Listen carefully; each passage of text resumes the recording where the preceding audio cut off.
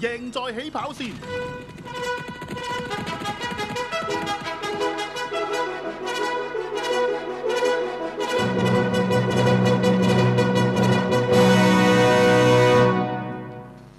嗱，上個禮拜六就話會有個特別嘉賓啦，咁就係呢位仁兄，咪望一望鏡頭先，唔好耷低頭。嗱，就係 Richard Yuen，就係我哋星島日報咧，啱啱喺6月份，唔係5月份，5月份就贏咗我哋對馬比賽最高分嗰個啊，係最高分，我仲要贏安西，即係幾咁巴閉。今日仲要走，叫我同佢再坐隔離，真係慘啫。所以一定要揾你上嚟啦，即係講下啲心得啦。即係冇問題。係咯，我見你淨係成個5月份係由頭帶到尾嘅喎，係至少20幾分嘅喎。第二期開始，第二期開始到最尾係都由頭帶到尾。即係你次次都賭10場有5場中 win 喎，差唔多。冇最犀利嗰次係頭6場，唔係對住頭6場係5場 win。我咁犀利啊！呢啲就真係。喂嗱，其實咁嘅，平時咧你交稿咧就交俾我噶嘛。係啊，冇錯。咁咧其實講真個，我話冇咩深究你嗰啲 tips 嘅，因為我忙到死，我搞掂完啲稿，我掟俾阿仲達咁樣嘅。但係咧，即係唯一我有印象嘅咧，就係你有一次咧揀咗隻君必勝。咁原因點解我會記得咧？因為其實本來你唔係揀君必勝嘅嗰場。更改咗好似。係臨時改嘅，係啊。咁你突然間你煩到我啊嘛，咁所以我有個印象，咁我而家想問翻你，點解你會揀到君必勝嘅嗰次？都係信偉達啫。唔係咁兒戲啊個理由。即係佢知劉偉達會起孖。係啊。幾好啊！即係就係嗰啲神機妙算度算。你真係反追咗好多次㗎啦，君必勝。由初出追到上一次。係啊。咁上一次你睇到啲咩啊？覺得佢咁好一定要追佢咧？就係咯，1400喎。就覺得佢呢次加咗個咩防沙眼罩，跟住覺得佢呢一仗應該去硬嘅。我有時見你又寫啲新馬喎，咁你新馬你都要用咩方法睇啊？平時都係根據睇佢嘅血統跟住睇佢嘅試習咁樣樣去捕捉佢。我見你好多時你都大題，你都專登寫新馬喎。係冇錯。上一次寫文家良嗰隻尾場，我就覺得好，我留意你。乜你咁呢個咁強勁嘅對手，我留意下你寫啲乜嘢啊嘛就話。邊隻啊？寫咗2-3隻。開心歡聲。開心歡聲，文家良嗰隻嘛，同埋嗰隻，我記得寫過2隻新馬。開心無敵啊！開心無敵啊！係嘛？有隻咁嘢咩？好似唔係個名唔係呢個。好似唔係。唔緊要啦，但係你本身你賭你賭得大唔大㗎？大㗎。我係本身都係賭開4重彩啊，3重彩嗰啲㗎。即係幾千銀一場㗎嘛，都有。不過而家縮細個注碼就玩過關啦。唔係，但係我成日就有個睇法就係，如果你中意賭初出馬嘅人，你冇理由夠膽賭得大㗎啫。除非冷你睇，你全部斷通透㗎啫喎。都係唔係㗎？都唔係。一有心水嘅話就去㗎啦，我都。OK。同啲 friend 分享出去，叫佢嚟。因為集嗰啲好多假㗎嘛，好多流㗎嘛，即係始終我嘅睇法啫嚇。唔係嗰啲咪好啲咯？咩平湖之星啊？係咪平湖之星？平湖之星拍第2。咁你2倍你點買啫？我呢啲我哋又唔識。跟住我就揀啱嗰隻萬馬奔騰啦。應該覺得佢一出閘放咗出嚟，順帶咁就應該會贏。但係平湖之星我記得出閘嗰下係好快嘅，好快係好快嘅嗰隻都。爭啲啦，但係片咯，咁內線。可能新啲啊，同埋衝線嘅話都似係佢贏。係啊，都過下嗰係咯。不過冇得電眼話係㗎啦。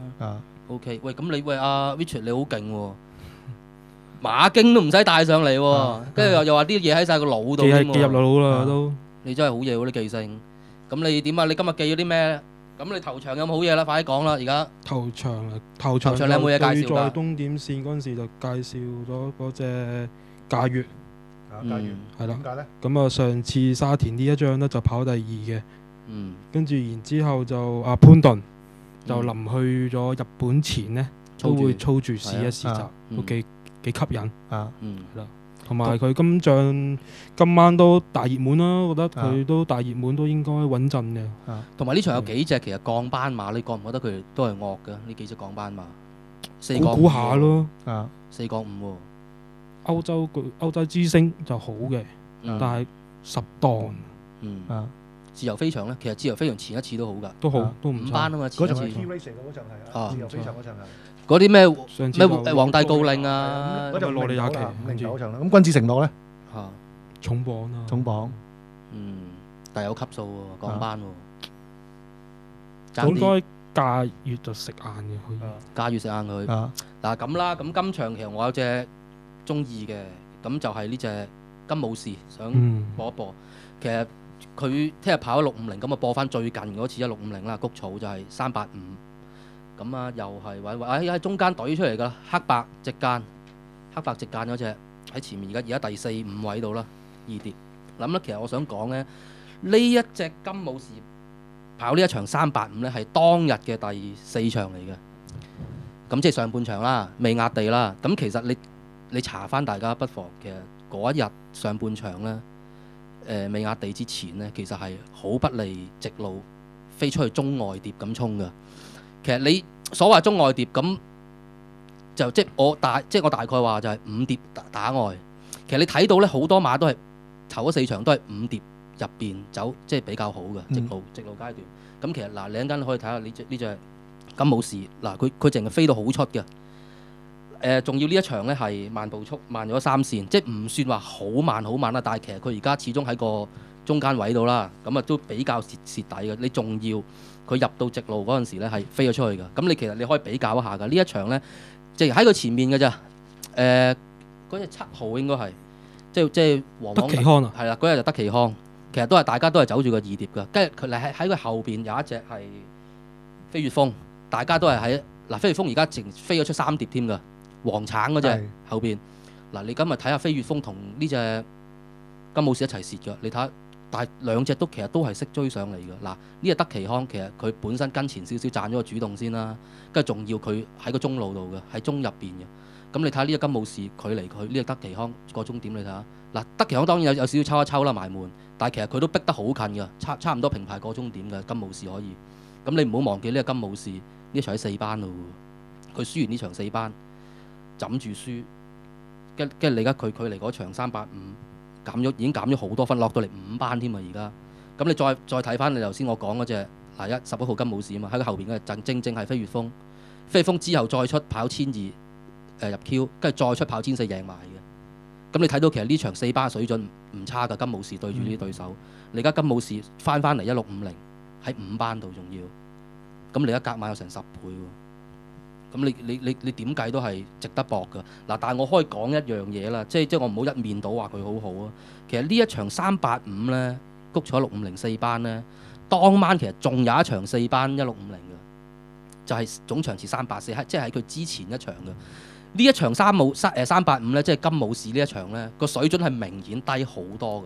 你淨係睇個贏馬時間就知㗎，爭咗成6、7線咁滯嘅，爭好遠好遠嘅。但係即係我而家我信呢個金武士咧係信嗱，起碼你睇到佢對手再出都唔係流先啦，德奇康啊、飛越風啊咁樣，即係再出都有表現嘅。仲要你而家喺5班度，你減咗好多分㗎啦。咁你照計，喂你阿方你有第2場都唔跑呢個金武士，即係正宗出路啦，1200米係咯。即係我咁諗啦，就係話，如果你個金武士係諗住減分退熱留翻下季嘅，咁你其實好應該跑第2場㗎。因為如果你想退熱啊呢家嘢啊，你要跑最佳出路輸咗先可以退熱㗎嘛。你跑個1650你輸咗你退唔到熱㗎，下季都你下季跑翻1200你咪一樣係熱係咪先？即係我咁諗啦。所以你今次跑650，即係而家又叫有成10倍啊11倍，我先一路睇晏晝，咁我覺得係可以搏嘅，其實係。咁啊，安西有冇咩高見啊？其他馬原先咧我就同阿亨利，我就以為隔夜嗰時就嗰隻勁伶俐咧，亨利會貼啦，但係點知佢最後冇貼到。同埋我以為乜嗱，頭先我開班嗰時都同阿 Richard 喺度研究，喂大佬啊，呢隻馬你睇翻佢之前喺4班跑650嗰個績。你點可能而家5班就有10幾倍俾你？個飛都唔對路嘅型啊！佢其實咧今日開飛嗰時咧都有少少嘅，唔係完全冇嘅。不過咧，其實嗰2場咧有啲可能啲網友仲有一場再早啲咧，其實佢跑呢個路程係跑咗2次啫。咁啊4班，一次第4，一次第5。但係咧嗰場208啦，跑第4咧，咁前面嗰啲咁嘅超強快車啊、勁勇威同埋明月光咧，再出全部都贏晒嘅。全部硬嘢，就算輸俾佢嗰啲都係硬嘅。係都係硬嘢嚟㗎。咁另外咁我而家我暫時咁你講啦，以馬論馬啦。不過一陣都想講個場地形勢。咁另外咧就嗰場245咧，嗰場馬咧其實佢都係嗰場馬個水準又係好鬼勁嘅，又係嗰啲咩時勝意啊、領航大師啊、綽綽有餘啊、天賦至寶啊、開心健康啊、指點明珠啊咁樣。嗰場咧佢係蝕啲快步速㗎。咁啊佢啲馬嗰場當其時考過第4咧，佢仲要咧喺直路嗰個階段咧，俾隻時勝意抽出嚟咧，仲撞咗一下。咁啊嗰度仲有即係失少少重心啦。咁同埋嗰個全日嘅形勢咧都係唔利放頭，即係望空放頭，一放到底嘅。咁啊嗰日全晚都冇一隻係贏得出嘅，全部都係最多都係啲3-3-4-4咁樣啦。咁其實嗰場嘅水準係高到不得了嘅。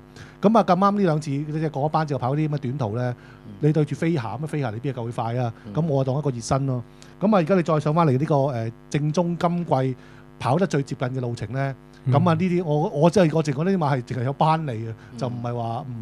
但係好似真係送錢俾你使咁12倍咯。但係我唔好理咁多啦，暫時而家真係咁講啦。咁即係飛數嘢，大家都唔知係咩原因啦。不過有另一個可能性咩咧？何澤堯就可能未孭得咁正。咁呢個都有可能性嘅。咁啊，只不過話即係我睇到嘅嘢，盡量講咗出嚟先啦，咁樣咯。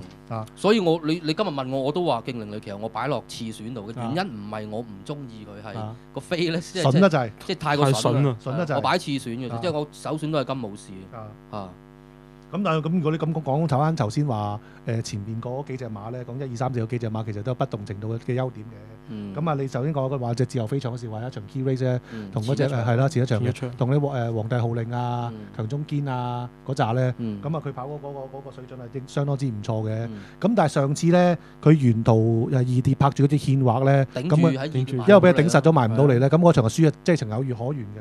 咁啊，你落翻嚟而家排埋嗰一檔咧，咁呢啲馬又必須兼顧呢就。唔係，不過佢嗰個斷法咧就未免太離譜，輸10幾個馬位，15個馬位我記得，太離譜。嗱，譬如你另外有一隻喺佢後邊嘅啫，正喺佢後邊嗰隻全勝姿態，都係輸幾個馬位啫。即係雖然全勝姿態之後都有表現上到名，但係如果你攞嗰個水準4班，要輸15個馬位嘅，咁如果落到嚟5班，即係我唔知佢上一波係咪個狀態有啲問題啦。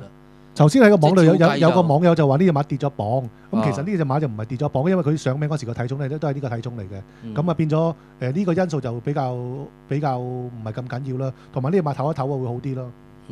咁啊講翻頭先有臨開麥嘅時候，亨利問過我嗰隻幸運有嗰樣，咁啊上次我啊走去貼過呢隻馬99倍嗰次啦，咁臨場2000幾蚊啊，咁啊最大問題係乜嘢咧？上次咧咁個連放都冇放啦，咁啊你話今次個睇法係點樣咧？咁而家計都70-80倍啊！我自己可能我私底下我都會買少少，但係一個問題咩咧？想講翻今次個 A 欄咧，有啲人就而家可能啲報紙嗰啲都有提及就A 欄好似嚟望空放頭咁樣。其實咧對上嗰次話嚟望空放頭咧，根本就唔係一般 A 欄嘅常態嚟嘅。嗰次點解會咁樣咧？就因為佢開跑前落啲雨啊。咁內欄場就好利放啊。咁啊啲馬好似變咗另一個欄位，好似啲私家衫咁樣。咁其實咧，如果一般好似今季咁啦。跑8次咧，有2次係有鴛鴦地直路咧，咁其實基本上常規嘅 A 欄咧都係嚟轉彎貼欄1、2疊啦。咁但係有個問題，頭先我係講揀嗰隻咁嘅勁凌利會望空走晒咧咁樣。咁好彩啱啱佢嗰隻我睇嗰隻補入嚟嗰隻叫做牛魔王咧，可能會走得快過去啦。咁我希望佢走喺二位咁樣，希望好跑啲啦。因為如果係常規 A 欄咧，你話要一放到底嘅話咧，其實係比較困難啲嘅望空。咁啊係咁啱上次有呢個假象嘅，令到好似覺得會望空放頭走好，其實就唔係咯。OK。咁所以幸運有咧，佢唯一嘅跑法就係要放晒走出嚟嘅話，我就唔係佢之前嗰次谷咗650，我推介嗰次佢都係放頭㗎。嗰次係我記得快步速嚟㗎嘛。係啊，所以嗰次先話擺啲嘛。不過最慘係咩咧？你今次報呢個咁嘅欄位咧，佢其實我有 check 過咧，其實呢個快步谷160咧，今次係最後一次㗎啦，已經係。今季冇㗎啦。咁啊變咗咧。我覺得上一次唔搏嘅話，我覺得有少少等同自殺嘅啦，基本上已經。咁你而家今次排個衰檔，仲要你今次係有快馬增加嘅時候咧，就呢隻我今次就比較睇膽啲咯。不過你少少你又諗住話，真係望佢真係有進步表現，或者話好似話重咗10幾磅啊，定係乜鬼嘢？咁我就覺得都可以即係叫做冷腳，可以搏一搏啲冷門拖翻呢隻馬咯。OK。咁第二場啦，第二場就冇人有推介喎，但係大家有咩睇法啦？如果你講話呢場咧，我諗而家有大部分都側晒落隻七彩度啦。咁但係如果我自己嘅睇法即係咁啊，但係如果我純粹講話你個嗰個賠率賭博嘅角度咧，其實嗰隻劍靈魂咧，上次雖然話相比之下同隻七彩即係嗰場幾好嘅套勢，都係嗰個位一齊話可能都係試過慢步速啦。咁但係當然佢入邊劍靈魂嗰個位梗係會着數咗啦。嗰個地冇七彩嘅試得咁緊要。但係個問題就咩咧？嗰個劍靈魂直路嗰度咧，其實佢都係好難，即係好耐都冇望空度。咁變咗其實咧，如果你話今次相比下，即係當然當其時嘅七彩會嗰個走勢係吸引啲啦。但係如果你價錢而家一隻係20幾蚊，一隻20幾倍咧，咁我反而覺得隻劍靈魂咧就必須兼顧咯。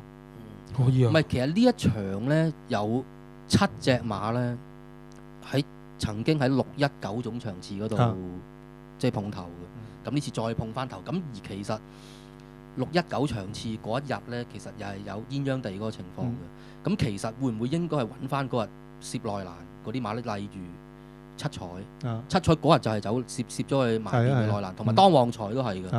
咁其實同埋當旺財其實上一次即係619嘅賽前咧，我已經收到消息話會搏嘅。咁其實即係你知我不嬲對於啲風嗰啲都係聽完就算啦，仲要喂大佬啊，你喺1650買一下縮落嚟1200，跟住你同我講話會搏唔係話，咁但係佢最終可以跑到個第4，又唔算好差喎。即係我都覺得好犀利。佢步速好，佢唔係賺喎個步速，仲要。所以你仲要走埋個鴛鴦係攝咗入邊嘅喎。咁喂，如果你咁計，其實你當旺財咁，其實呢次個機會好好喎，照計就你同埋七彩都係啦，都係攝咗入邊㗎。但係如果你講呢場其實講話放頭馬咧，其實我諗都係當旺財同合一啦，係嘛？咁我唔知會唔會都快得好緊要啦。咁但係我即係講七彩個位今次都係 OK 好跑，你擺雷神都係鬥志都係好嘅呢個位就佢都出原意都係好嘅。阿 Richard 有咩高見啊？路法咯，路法原因係準成同埋一檔，佢贏過一檔㗎佢都。同埋今季即係其實個個都講呢樣嘢啦，就係今季2次谷咗1200都上名。即係呢個數據咁樣咯。同埋你低班咧，你試得越少越好啦。因為頭先我都講啦，你嗰啲轉彎你貼住欄，佢就冇私家3嗰啲咁誇張啊！貼欄4隻翻嚟就翻嚟個4隻，跟住2疊都仲可以咯。但係如果你話即係純粹講話低班咧，更加要買啲貼住喺入邊冇事咁多啦。你沿途3疊抱抱達人啊，抱抱小子啊，抱抱達人啊，沿途3疊咁嗰啲真係好易數嚟嗰啲就。休息一陣先。好。